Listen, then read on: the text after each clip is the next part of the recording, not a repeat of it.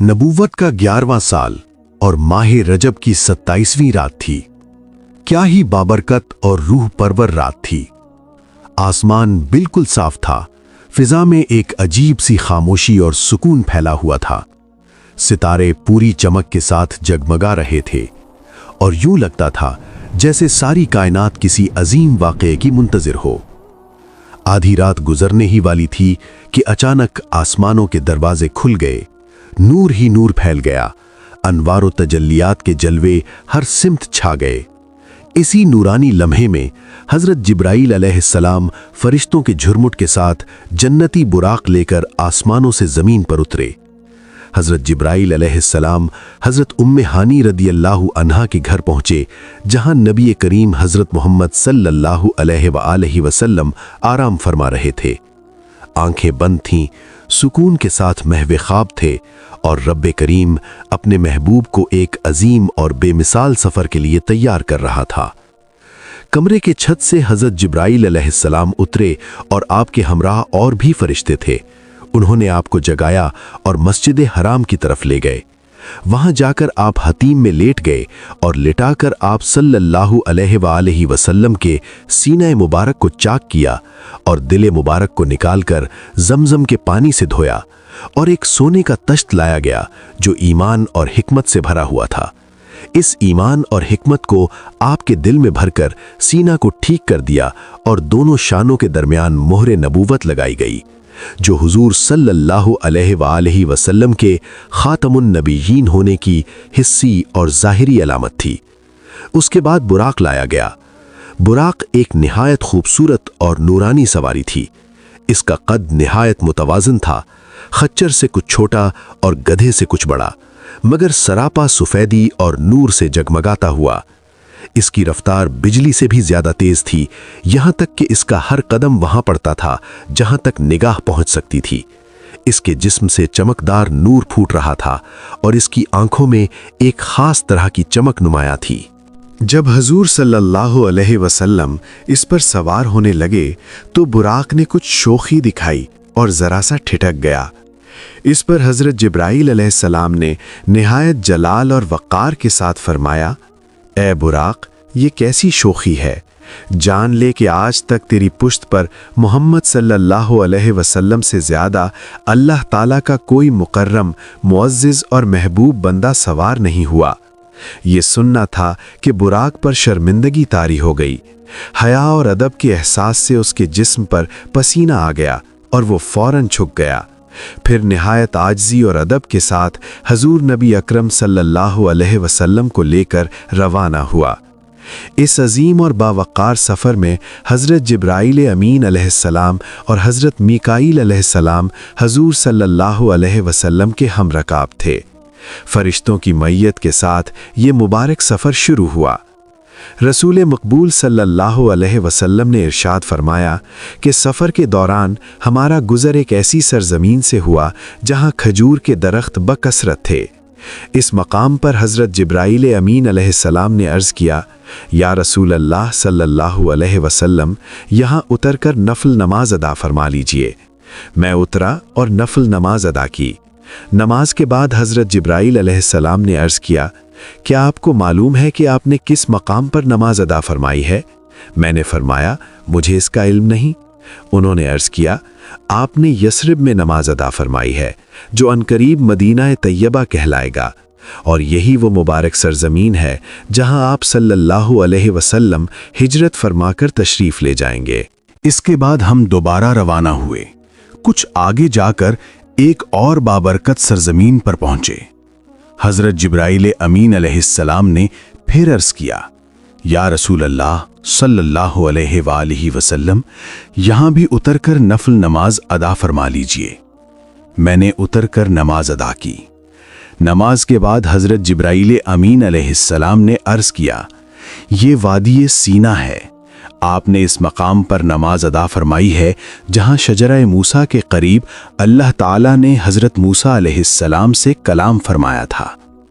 फिर हम वहाँ से रवाना हुए और एक और मकाम पर पहुँचे। हज़रत जिब्राईल अमीन अलैहिस्सलाम ने अर्ज़ किया, यहाँ भी उतरकर नमाज अदा फरमा लीजिए। मैंने उतर कर नमाज अदा की। हज़रत जिब्राईल अमीन अलैहिस्सलाम ने अर्ज़ किया, आपने मदियन की सरजमीन में नमाज अदा फरमाई है, जो हज़रत शुएब अलैहिस्सलाम का मस्कन थी। इसके बाद हम फिर रवाना हुए, यहाँ तक कि एक और बाबरकत मकाम पर पहुँचे। हज़रत जिब्राईल अमीन अलैहिस्सलाम ने अर्ज़ किया, या रसूल अल्लाह सल्लल्लाहु अलैहि वसल्लम, यहाँ भी उतरकर नफल नमाज अदा फरमा लीजिए। मैंने उतरकर नमाज अदा की। हज़रत जिब्राईल अमीन अलैहिस्सलाम ने अर्ज़ किया, ये मकाम बैतुल्लहम है, वो मुबारक जगह जहाँ हज़रत ईसा अलैहिस्सलाम की विलादत हुई थी। यूं ये मुक़द्दस सफ़र मुख्तलिफ अंबियाए किराम अलैहिमुस्सलाम की यादगार और बाबरकत सरजमीनों से गुज़रता हुआ रब्बे करीम की निशानियों को ज़ाहिर करता चला गया। आप सल्लल्लाहु अलैहि वसल्लम बुराक पर सवार होकर सफ़र फरमा रहे थे। रास्ते के किनारे एक बूढ़ी औरत नज़र आई। हुजूर सल्लल्लाहु अलैहि वसल्लम ने हज़रत जिब्राईल अलैहिस्सलाम से दरियाफ्त फरमाया, ये कौन हैं? हज़रत जिब्राईल अलैहिस्सलाम ने अर्ज़ किया, हुजूर आगे बढ़िए और चलिए। आप सल्लल्लाहु अलैहि वसल्लम आगे बढ़ गए। थोड़ी देर बाद किसी ने पुकार कर कहा, हलुम्मा या मोहम्मद, यानी ए मोहम्मद सल्लल्लाहु अलैहि वसल्लम, इधर आइए। हज़रत जिब्राईल अलैहिस्सलाम ने फिर अर्ज़ किया, हुजूर आगे बढ़िए और चलिए। आप सल्लल्लाहु अलैहि वसल्लम आगे बढ़ते गए। कुछ दूर जाने के बाद एक जमात के पास पहुंचे। वो आपको सलाम पेश करते हुए बोले, अस्सलामु अलैका या अव्वलू, अस्सलामु अलैका या आखिरू, अस्सलामु अलैका या हाशिरू, यानी ए अव्वल आप पर सलामती हो, ए आखिर आप पर सलामती हो, ए हाशिर आप पर सलामती हो। हज़रत जिब्राईल अलैहिस्सलाम ने अर्ज़ किया, हुजूर उनके सलाम का जवाब मरहमत फरमाइए। आप सल्लल्लाहु अलैहि वसल्लम ने उनका जवाब इरशाद फरमाया। बाद में हज़रत जिब्राईल अलैहिस्सलाम ने वाज़ेह फरमाया कि वो बूढ़ी औरत दरअसल दुनिया थी और उसकी उम्र जितनी बाकी थी, दुनिया की बाकी ज़िंदगी भी उतनी ही थी। और वो बूढ़ा मर्द दरअसल शैतान था, जिसका मकसद हुजूर सल्लल्लाहु अलैहि वसल्लम को अपनी तरफ माइल करना था।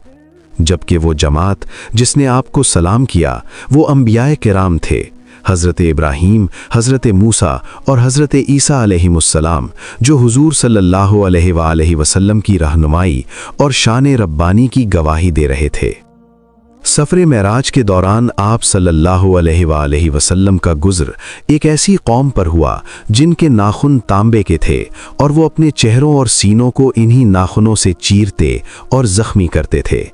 आप सल्लल्लाहु अलैहि वसल्लम ने हज़रत जिब्राईल अलैहिस्सलाम से दरियाफ्त फरमाया, ये लोग कौन हैं? हज़रत जिब्राईल अलैहिस्सलाम ने फरमाया, ये वो लोग हैं जो आदमियों का गोश्त खाते हैं, यानी जो लोगों की गीबत करते हैं और उनकी आबरू पर हर्फ गिरी करते हैं। फिर आप सल्लल्लाहु अलैहि वसल्लम का गुज़र एक और कौम पर हुआ जो पत्थरों से रौंदे जाते थे। जब वो रौंदे जाते तो दोबारा वैसे ही हो जाते जैसे पहले थे। आप सल्लल्लाहु अलैहि वसल्लम ने पूछा, ये कौन लोग हैं? हज़रत जिब्राईल अलैहिस्सलाम ने फरमाया, ये लोग वो हैं जो फ़र्ज़ नमाज से काहिली बरतते हैं। इसके बाद आप सल्लल्लाहु अलैहि वसल्लम एक और कौम के पास से गुजरे जिनकी शर्मगाह पर आगे और पीछे चीथड़े लिपटे हुए थे और वो ऊंट और बैल की तरह जरी और कांटों और जहन्नम के पत्थरों को चरते और खाते थे। आप सल्लल्लाहु अलैहि वसल्लम ने पूछा, ये कौन लोग हैं? हज़रत जिब्राईल अलैहिस्सलाम ने फरमाया, ये वो लोग हैं जो अपने मालों की ज़कात अदा नहीं करते। फिर एक और कौम के पास पहुंचे जिनके सामने 2 हांडियां रखी थीं। एक में पका हुआ गोश्त था और दूसरी में सड़ा हुआ गोश्त था। लोग सड़ा हुआ गोश्त खा रहे थे और पका हुआ गोश्त नहीं चखते थे। आप सल्लल्लाहु अलैहि वसल्लम ने दरियाफ्त फरमाया, ये कौन लोग हैं? हज़रत जिब्राईल अलैहिस्सलाम ने फरमाया, یہ آپ کی امت کے وہ لوگ ہیں جن کے پاس حلال اور طیب عورت موجود ہے، مگر وہ زانیہ یا فاجرہ کے ساتھ شباشی کرتے ہیں اور صبح تک اسی کے پاس رہتے ہیں، یا وہ عورتیں جو اپنے حلال اور طیب شوہر کو چھوڑ کر کسی زانی اور بدکار کے ساتھ رات گزارتی ہیں۔ الغرض، حضور اکرم صلی اللہ علیہ وسلم اس شان سے بیت المقدس پہنچے اور براق سے اترے۔ صحیح مسلم میں حضرت انس رضی اللہ عنہ سے روایت ہے کہ حضور صلی اللہ علیہ وسلم نے براق کو اس حلقے سے باندھا جس سے انبیاء کرام اپنی سواریوں کو باندھتے تھے۔ پھر حضور صلی اللہ علیہ وسلم مسجد اقصی میں داخل ہوئے اور 2 رکعات یعنی تحیت المسجد ادا فرمائی۔ کچھ دیر نہ گزری کہ بہت سے حضرات مسجد اقصی میں جمع ہو گئے۔ پھر ایک مؤذن نے اذان دی اور اس کے بعد اقامت کہی۔ ہم صف باندھ کر کھڑے ہو گئے اور اس انتظار میں تھے کہ کون امامت کرے گا۔ اچانک جبریل امین نے میرا ہاتھ پکڑ کر آگے بڑھایا۔ میں نے سب کے لیے نماز پڑھائی۔ جب نماز سے فارغ ہوا تو جبریل امین نے فرمایا، آپ کو معلوم ہے کہ آپ نے کن لوگوں کو نماز پڑھائی؟ میں نے کہا مجھے معلوم نہیں۔ تو جبریل امین نے فرمایا، حضرت آدم علیہ السلام سے لے کر اب تک جتنے نبی مبعوث ہوئے سب نے آپ کے پیچھے نماز پڑھی۔ مسجد اقصی سے برآمد ہونے کے بعد جنت کے زمرد اور زبرجد سے بنی ہوئی ایک سیڑھی کے ذریعے حضور صلی اللہ علیہ وسلم نے آسمان کی طرف صعود فرمایا۔ اس سیڑھی کے دائیں اور بائیں جانب اللہ تعالیٰ کے فرشتے آپ کے جلوے میں موجود تھے۔ حضرت ابو سعید خدری رضی اللہ عنہ فرمایا کرتے تھے، میں نے خود رسول اللہ صلی اللہ علیہ وسلم کو یہ فرماتے ہوئے سنا کہ جب میں بیت المقدس کے امور سے فارغ ہوا تو میرے پاس ایک سیڑھی لائی گئی جس سے بہتر سیڑھی میں نے کبھی نہیں دیکھی۔ یہ وہ سیڑھی تھی جس پر انبیاء کی ارواح آسمان کی طرف چڑھتی ہیں اور واپس آتی ہیں۔ میرے رفیق سفر جبریل امین علیہ السلام نے مجھے اس سیڑھی پر چڑھایا، یہاں تک کہ میں آسمان کے ایک دروازے پر پہنچا جسے باب الحفظہ کہا جاتا ہے۔ جب پہلے آسمان پر پہنچے تو دربان نے دروازہ کھولا اور پوچھا، کون؟ فرمایا، جبرائیل۔ پھر پوچھا گیا، تمہارے ساتھ کون ہے؟ فرمایا، حضرت محمد صلی اللہ علیہ وآلہ وسلم ہے۔ پوچھا گیا، کیا انہیں بلایا گیا ہے؟ جبرائیل علیہ السلام نے فرمایا، ہاں۔ تو کہا گیا، ان کو خوش آمدید ہو، وہ خوب آئے۔ پھر دروازہ کھولا گیا۔ جب میں داخل ہوا تو وہاں حضرت آدم علیہ السلام تھے۔ جبرائیل علیہ السلام نے کہا، یہ آپ کے والد آدم علیہ السلام ہیں، انہیں سلام کرو۔ میں نے انہیں سلام کیا، انہوں نے جواب دیا۔ پھر فرمایا، خوش آمدید صالح فرزند، صالح نبی، تم خوب تشریف لائے۔ آپ نے مجھے خوش آمدید کہا اور دعائے خیر فرمائی۔ اس موقع پر حضور اکرم صلی اللہ علیہ وسلم نے دیکھا کہ حضرت آدم علیہ السلام کے دائیں جانب کچھ صورتیں ہیں اور کچھ صورتیں بائیں جانب۔ جب وہ دائیں جانب نظر ڈالتے ہیں تو خوش ہوتے اور مسکراتے ہیں، اور جب بائیں جانب دیکھتے ہیں تو رونے لگتے ہیں۔ حضرت جبرائیل امین علیہ السلام نے عرض کیا کہ دائیں جانب آپ کی نیک اولاد کی صورتیں ہیں، یہ اصحاب یمین اور اہل جنت ہیں، انہیں دیکھ کر آپ خوش ہوتے ہیں، اور بائیں جانب بدکار اولاد کی صورتیں ہیں، یہ اصحاب شمال اور اہل نار ہیں، انہیں دیکھ کر آپ غمگین ہو جاتے ہیں۔ پھر دوسرے آسمان پر حضرت عیسیٰ اور حضرت یحییٰ سے ملاقات ہوئی۔ اس کے بعد حضور صلی اللہ علیہ وسلم تیسرے آسمان پر تشریف لے گئے۔ وہاں حضرت یوسف علیہ السلام سے ملاقات ہوئی، سلام و کلام ہوا۔ حضور صلی اللہ علیہ وسلم نے فرمایا کہ حضرت یوسف علیہ السلام کو حسن و جمال کا بڑا حصہ عطا کیا گیا ہے۔ پھر آپ صلی اللہ علیہ وسلم چوتھے آسمان پر تشریف لے گئے، جہاں حضرت ادریس علیہ السلام سے ملاقات ہوئی۔ اس کے بعد پانچویں آسمان پر حضرت ہارون علیہ السلام سے ملاقات ہوئی۔ پھر چھٹے آسمان پر حضرت موسیٰ علیہ السلام سے ملاقات ہوئی۔ بعد ازاں حضور صلی اللہ علیہ وسلم ساتویں آسمان پر تشریف لے گئے، جہاں حضرت ابراہیم علیہ السلام سے ملاقات ہوئی۔ آپ صلی اللہ علیہ وسلم نے دیکھا کہ حضرت ابراہیم علیہ السلام بیت المعمور سے پشت لگائے بیٹھے ہیں۔ بیت المعمور ملائکہ کا قبلہ ہے جو عین خانہ کعبہ کے مقابل ہے، اگر وہ گرے تو خانہ کعبہ پر گرے۔ روزانہ 70,000 فرشتے اس کا طواف کرتے ہیں اور پھر ان کی باری دوبارہ نہیں آتی۔ جبرائیل امین علیہ السلام نے عرض کیا، یہ آپ کے والد ہیں، انہیں سلام کیجیے۔ حضور صلی اللہ علیہ وسلم نے سلام فرمایا۔ حضرت ابراہیم علیہ السلام نے جواب دیا اور فرمایا، مرحباً بالابن الصالح والنبی الصالح، یعنی نیک بیٹے اور نیک نبی کو خوش آمدید۔ آسمانوں کے بعد مزید قرب خاص کی طرف سفر کا آغاز ہوا۔ اس بارے میں پیارے آقا صلی اللہ علیہ وآلہ وسلم ارشاد فرماتے ہیں، پھر میں سدرۃ المنتہا تک اٹھایا گیا۔ سدرۃ المنتہا بیری کا ایک نورانی درخت ہے، اس کے پھل مٹکوں کی طرح اور پتے ہاتھی کے کانوں کی طرح تھے۔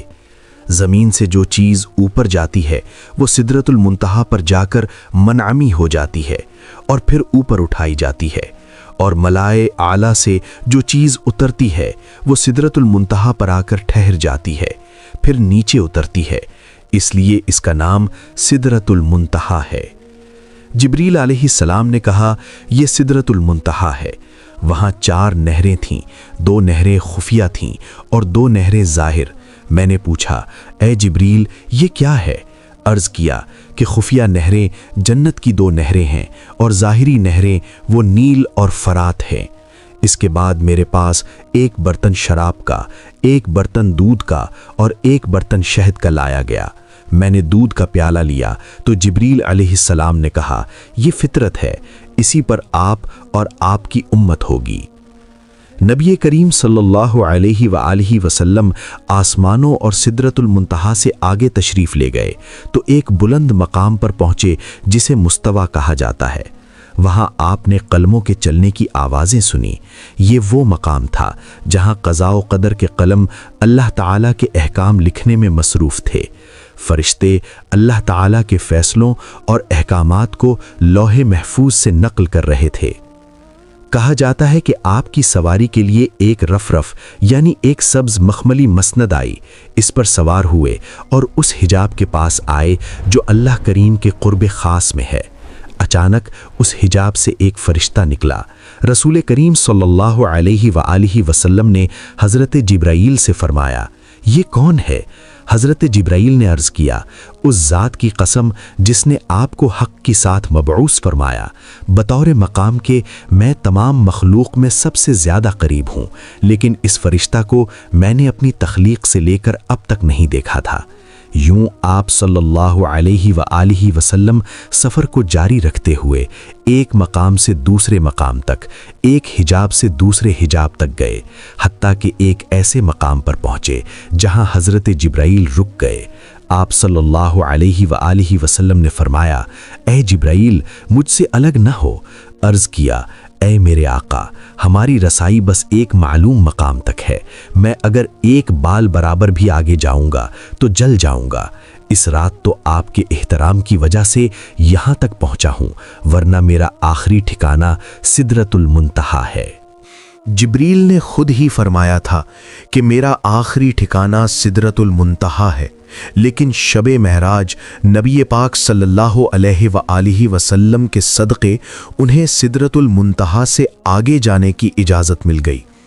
حضرت جبریل کے رکنے کے بعد اب نبی کریم صلی اللہ علیہ وآلہ وسلم اکیلے چلے۔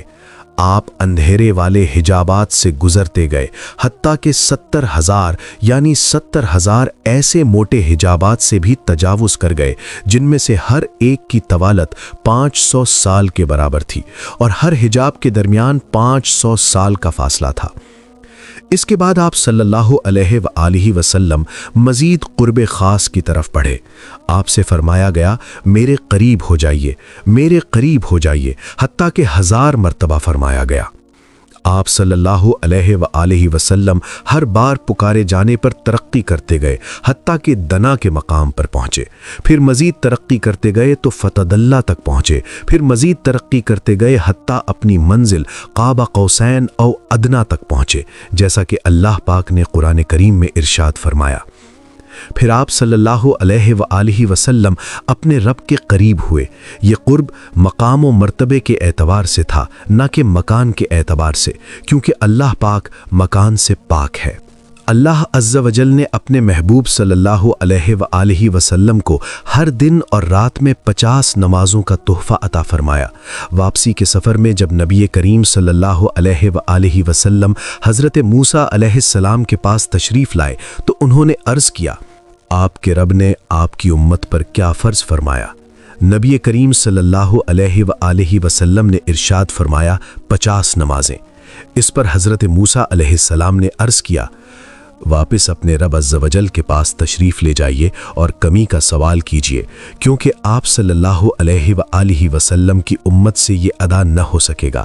میں نے بنی اسرائیل کو آزما کر دیکھ لیا ہے اور ان کا تجربہ کر چکا ہوں۔ چنانچہ نبی کریم صلی اللہ علیہ وآلہ وسلم رب تعالیٰ کی بارگاہ میں حاضر ہوئے اور عرض کیا، اے میرے رب، میری امت پر تخفیف فرما۔ اللہ عز و جل نے 5 نمازیں کم فرما دیں۔ پھر نبی کریم صلی اللہ علیہ وآلہ وسلم حضرت موسیٰ علیہ السلام کے پاس تشریف لائے اور فرمایا، اللہ عز و جل نے 5 نمازیں کم فرما دی ہیں۔ حضرت موسیٰ علیہ السلام نے پھر عرض کیا، آپ کی امت سے یہ بھی ادا نہ ہو سکے گا، واپس اپنے رب عز و جل کے پاس تشریف لے جائیے اور کمی کا سوال کیجیے۔ یہ سلسلہ اسی طرح جاری رہا کہ نبی کریم صلی اللہ علیہ وآلہ وسلم رب تعالیٰ کی بارگاہ میں حاضر ہوتے تو اللہ تعالیٰ 5 نمازیں کم فرما دیتا۔ پھر آپ حضرت موسیٰ علیہ السلام کے پاس تشریف لاتے تو وہ مزید کمی کی درخواست کے ساتھ دوبارہ رب تعالیٰ کی بارگاہ میں بھیج دیتے، یہاں تک کہ اللہ عز و جل نے فرمایا، اے محمد صلی اللہ علیہ وآلہ وسلم، دن اور رات میں یہ 5 نمازیں ہیں اور ہر نماز کا ثواب 10 گنا ہے۔ اس طرح یہ 50 نمازیں ہو گئیں۔ جو نیکی کا ارادہ کرے پھر اسے نہ کرے تو اس کے لیے 1 نیکی لکھ دی جائے گی، اور اگر کر لے تو 10 نیکیاں لکھی جائیں گی۔ اور جو برائی کا ارادہ کرے پھر اس سے باز رہے تو اس کے نامہ اعمال میں کوئی برائی نہیں لکھی جائے گی، اور اگر برائی کر لے تو 1 برائی لکھی جائے گی۔ پھر نبی کریم صلی اللہ علیہ وآلہ وسلم حضرت موسیٰ علیہ السلام کے پاس تشریف لائے اور انہیں یہ بات بتائی۔ حضرت موسیٰ علیہ السلام نے دوبارہ عرض کیا کہ واپس اپنے رب عز و جل کے پاس تشریف لے جائیے اور مزید کمی کا سوال کیجیے۔ اس پر نبی کریم صلی اللہ علیہ وآلہ وسلم نے فرمایا، میں اپنے رب عز و جل کے پاس اتنی بار جا چکا ہوں کہ اب مجھے حیا آتی ہے۔ آپ صلی اللہ علیہ وآلہ وسلم نے رب تعالیٰ کے دیدار کے بعد اپنی امت کے لیے نمازوں کا تحفہ لے کر واپسی کا سفر شروع فرمایا۔ جب آپ صلی اللہ علیہ وآلہ وسلم واپس لوٹے تو حضرت جبرائیل آپ کے ساتھ رہے۔ چنانچہ حضرت جبرائیل نے عرض کیا، یا رسول اللہ، بے شک آپ اللہ کی مخلوق میں سب سے بہتر اور اس کے چنے ہوئے ہیں۔ اللہ پاک نے آپ کو اس رات وہ بلند مقام و مرتبہ عطا فرمایا جہاں تک مخلوق میں سے نہ کوئی مقرب فرشتہ پہنچا اور نہ ہی کوئی نبی، بس یہ عزت آپ ہی کے لیے ہے۔ اس کے بعد حضرت جبرائیل نے آپ کو جنت اور دوزخ کی سیر کرائی، ان کے منازل آپ کو دکھائے۔ آپ صلی اللہ علیہ وآلہ وسلم نے واپسی میں جنت اور دوزخ کو ملاحظہ فرمایا، پھر آسمانوں سے ہوتے ہوئے بیت المقدس، پھر مکہ شریف حضرت ام ہانی کے گھر تشریف لائے جہاں سے سفر کی ابتدا ہوئی تھی۔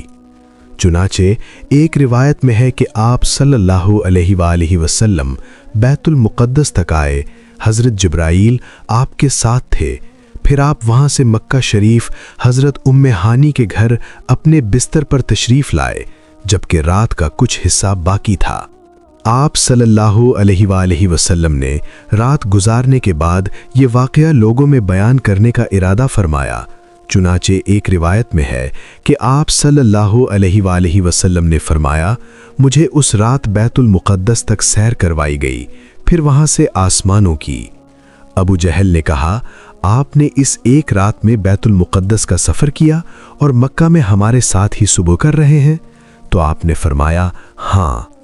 ابو جہل اس خوف سے انکار نہ کر سکا کہ آپ یہ بات اپنی قوم میں بیان کریں گے، تو حضور انور صلی اللہ علیہ وآلہ وسلم سے پوچھا کہ کیا یہ بات اپنی قوم کو بتائیں گے؟ آپ نے فرمایا، ہاں۔ یہ سن کر ابو جہل نے آواز لگائی کہ اے بنی کعب، یہاں آؤ، تو سب لوگ جمع ہوئے، نبی کریم صلی اللہ علیہ وآلہ وسلم اور ابو جہل کے پاس بیٹھ گئے۔ ابو جہل نے کہا، جو بات بیان کرنی ہے اپنی قوم سے کریں۔ آپ صلی اللہ علیہ وآلہ وسلم نے فرمایا، مجھے اس رات سیر کرائی گئی تھی۔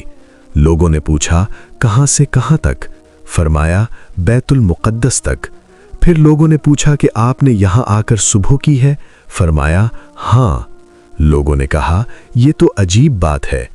ان میں بعض نے تالیاں بجائیں، بعض ہنسنے لگے اور بعض نے اپنے سروں پر ہاتھ رکھا۔ اس معاملے کو محال اور تعجب کی نگاہ سے دیکھا گیا۔ اس کی وجہ سے بعض ایمان والے مرتد ہو گئے، جبکہ بعض نے تصدیق کی۔ مشرکین میں سے کچھ لوگ حضرت ابو بکر صدیق رضی اللہ عنہ کے پاس آئے اور کہنے لگے، کیا آپ اس بات کی تصدیق کرتے ہیں جو آپ کے دوست نے کہی ہے کہ وہ راتوں رات مسجد حرام سے مسجد اقصی گئے اور پھر واپس آ گئے؟ حضرت ابو بکر صدیق رضی اللہ عنہ نے فرمایا، کیا واقعی میرے آقا نے یہ فرمایا ہے؟ لوگوں نے کہا جی ہاں۔ اس پر حضرت ابو بکر رضی اللہ عنہ نے فرمایا، اگر انہوں نے یہ فرمایا ہے تو یقیناً سچ فرمایا ہے۔ لوگوں نے کہا، کیا آپ اس بات کی تصدیق کرتے ہیں کہ وہ رات کو بیت المقدس گئے اور صبح ہونے سے پہلے واپس آ گئے؟ حضرت ابو بکر صدیق رضی اللہ عنہ نے جواب دیا، جی ہاں، میں تو ان کی اس سے بھی زیادہ بعید باتوں کی تصدیق کرتا ہوں، کیونکہ میں ان کی آسمانی خبروں پر صبح و شام ایمان رکھتا ہوں، اور یہ واقعہ تو اس سے بھی کم حیرت انگیز ہے۔ واقعہ معراج کی فوراً اور بلا تردد تصدیق کرنے کی وجہ سے حضرت ابو بکر رضی اللہ عنہ کو صدیق کا لقب عطا کیا گیا۔